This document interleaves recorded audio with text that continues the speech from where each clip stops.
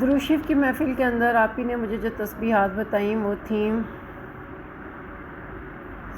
سبحان اللہ و بحمدہ سبحان اللہ العظیم،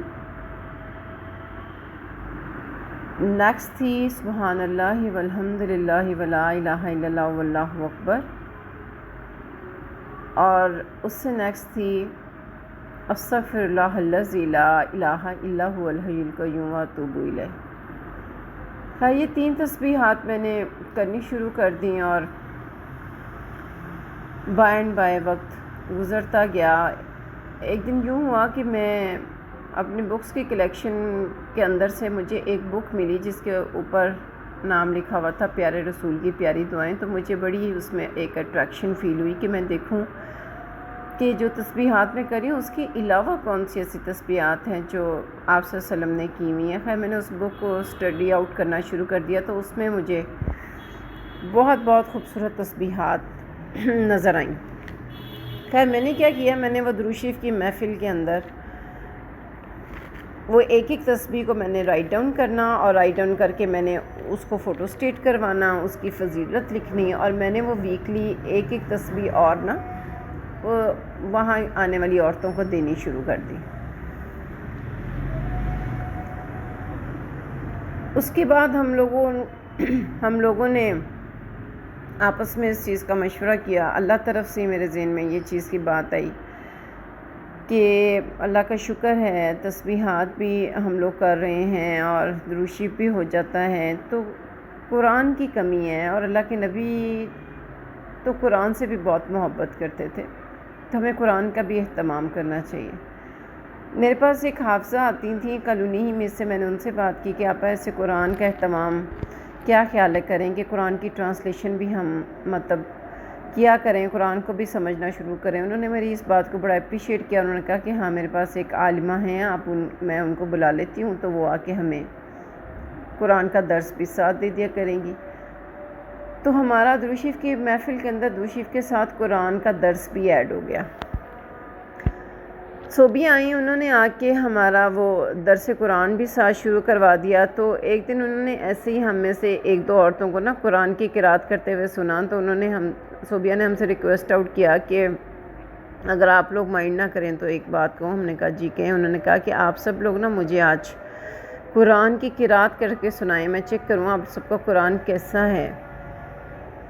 خیر ہم سب لوگوں نے قرآن کو قرات کر کے سنایا تو سبھی کا ہی قرآن کا تلفظ غلط تھا سمیت میرے،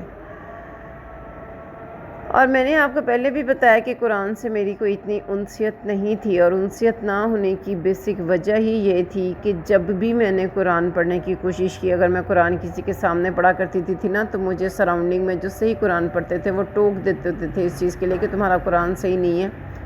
نہ صرف ٹوکنا بلکہ انہوں نے مجھے ڈس اپوائنٹ کرنا مختلف طریقوں سے، تو میں نے سکیئرڈ ہو کے قرآن لوگوں کے اندر بھی پڑھنا بند کر دیا، اور ویسے بھی پڑھنے کی طرف سے میں گھبراتی تھی کہ جب میں صحیح پڑھتی نہیں تو میں قرآن کیسے پڑھوں، لیکن پڑھتی تھی کبھی کبھار اپنے طور پہ جیسا بھی مجھے آتا تھا، میں نے ٹوٹلی مائنڈ اپ نہیں کیا تھا۔ خیر میرے اللہ کو مجھ پہ محبت آئی، میرے رب کا مجھ پہ کرم ہوا، میرے رب کی میرے اوپر خاص رحمت کا دروازہ کھلا کہ اللہ نے میرے قرآن کی توثیق کا انتظام کر دیا، جو کہ بالکل اللہ کی طرف سے تھا۔ میری پلاننگ، میرے وہم و گمان میں بھی نہیں تھا کہ عمر کے اس حصے میں قرآن ٹھیک کر سکتی ہوں۔ صوبیہ نے ہماری کلاسز لینی شروع کر دی، ہم سب کی سب جونسی تھیں، سب سے جونیئر میں تھی، باقی سب ایجڈ تھی، سینئر موسٹ تھیں۔ انہوں نے خیر سب نے صوبیہ کو، ہم سب نے بہت کھپایا تلفظ لینے میں، قرآن سیکھنے میں، لیکن اللہ ان کو بہت اجر دیں اس چیز کا کہ انہوں نے بہت محبت سے، بہت مسکراتے ہوئے انہوں نے ہمارے ساری عورتوں کا قرآن صحیح کروایا، اور میں اللہ کی بڑی شکر گزار ہوئی کہ ربی نہ صرف میرا بلکہ آپ نے میرے ساتھ ساتھ اور کئی عورتوں کا بھی قرآن کو صحیح کروانے کا جو ایک وسیلہ مجھے بنایا ہے۔ میں آپ کی بڑی شاکر ہوں اور بڑی شکر گزار ہوں، یہ خالصتاً آپ ہی کا مجھ پہ کرم ہے۔ خیر وہ درود شریف کی محفل کے ساتھ تسبیحات ملی، اور تسبیحات کے ساتھ قرآن کی توثیق کا میٹر جو سا وہ میری زندگی کے اندر شامل ہوا،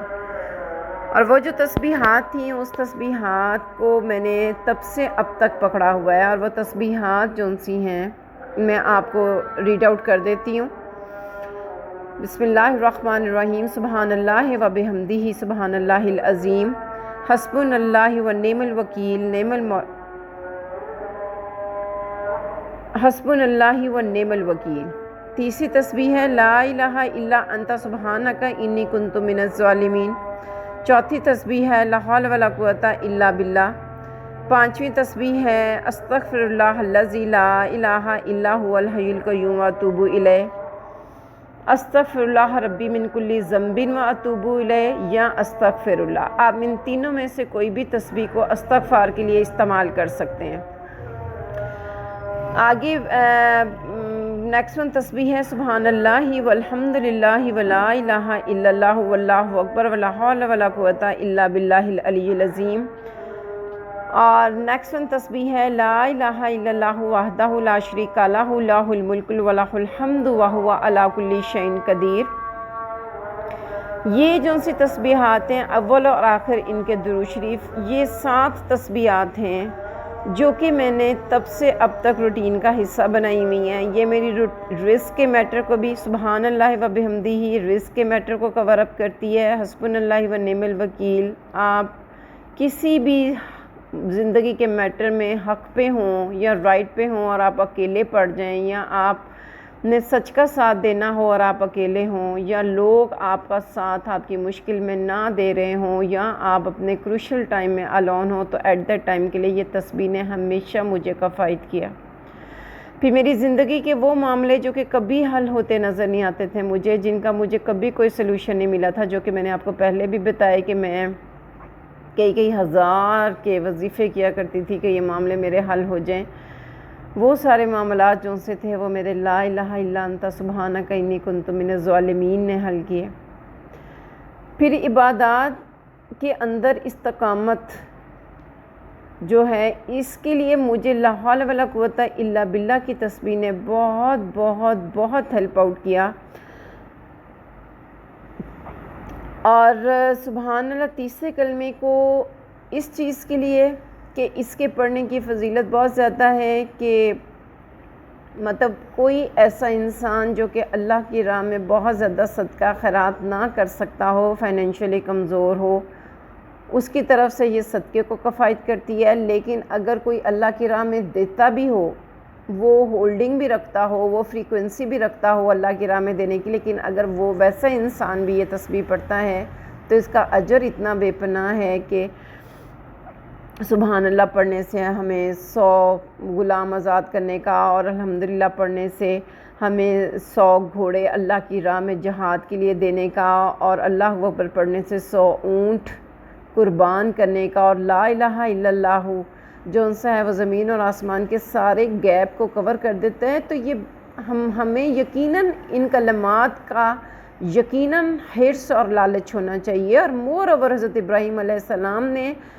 اللہ رب العزت کے نبی کو جب وہ معراج پہ گئے تھے تو کہا تھا کہ جا کے اپنی امت کو کہنا کہ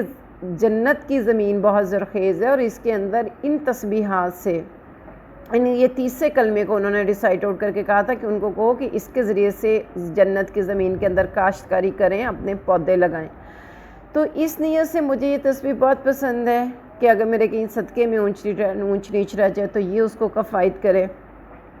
پھر اللہ رب العزت کی جیسی شان ہے، جیسے اس کی شان کے اندر مجھے کلمات پریزنٹ کرنے چاہیے، میری اس جذبے کو تسکین جو ہے وہ لا الہ الا اللہ وحدہ لا شریک لہ لہ الملک ولہ الحمد وہو علی کل شیء قدیر، یہ کلمات دیتے ہیں۔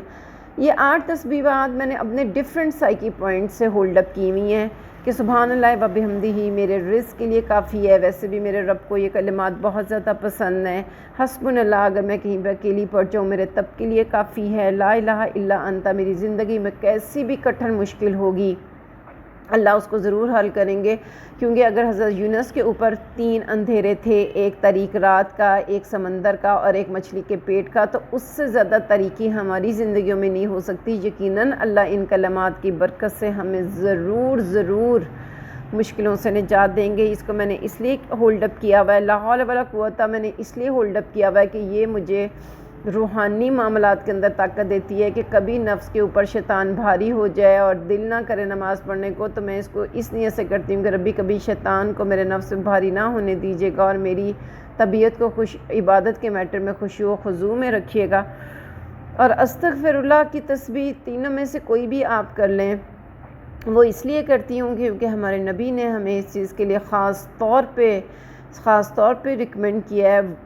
نصیحت کے انداز میں کہا ہے کہ استغفر اللہ کو لازم پکڑ لو، کیونکہ میں بھی دن میں 70 بار استغفار کرتا ہوں، جبکہ نبی کریم صلی اللہ علیہ وسلم تو گناہوں سے بالکل معصوم ہیں۔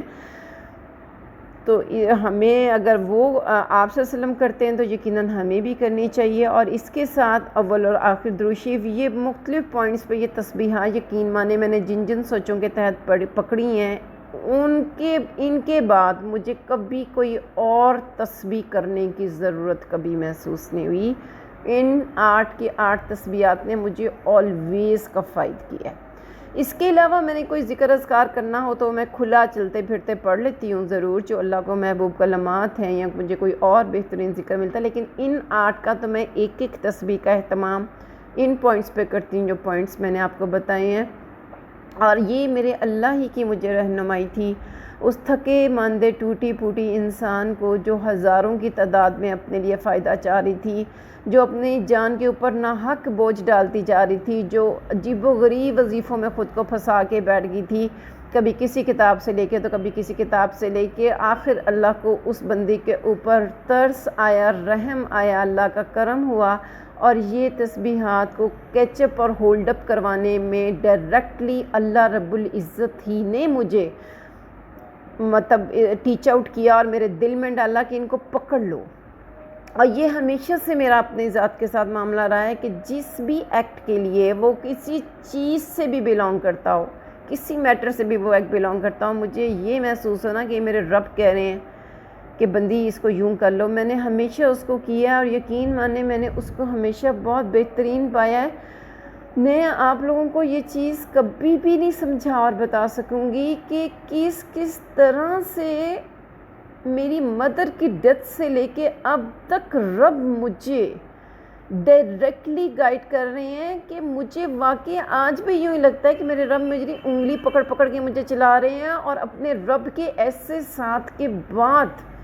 مجھے کبھی کسی اور ساتھ کی ضرورت نہیں پڑی، اور مجھے کبھی کسی اور انسان کی فیور کی ضرورت نہیں پڑی۔ میرے رب نے جب چاہا، جس کو چاہا، میرے لیے انسانوں کو بھی اپوائنٹ کر دیا، میرے لیے کمک بھی پہنچا دی۔ میرے پاس تو یقین مانے لفظ نہیں ہے۔ اللہ رب العزت نے درود شریف کی برکت، درود شریف کا گمان بھی رب نے میرے دل میں ڈالا، انہوں نے مجھے اس چیز پہ لگایا کہ اٹھو درود شریف کی محفل کو مینیج کرو، پھر اس درود شریف کی محفل سے اللہ رب العزت نے مجھے ان تسبیحات کے ذریعے تسبیحات کے ساتھ جوڑا، پھر درود شریف کی برکت سے سب سے بڑا احسان اللہ کا کہ اللہ نے میرے قرآن کی توسیع کا انتظام کر دیا۔ تو نیکسٹ کلپ میں آپ کو اپنا نیکسٹ ون میٹر بتاؤں گی کہ قرآن کی توسیع کے بعد رب العزت نے انگلی پکڑ کے میری کس چیز کی طرف رہنمائی کی۔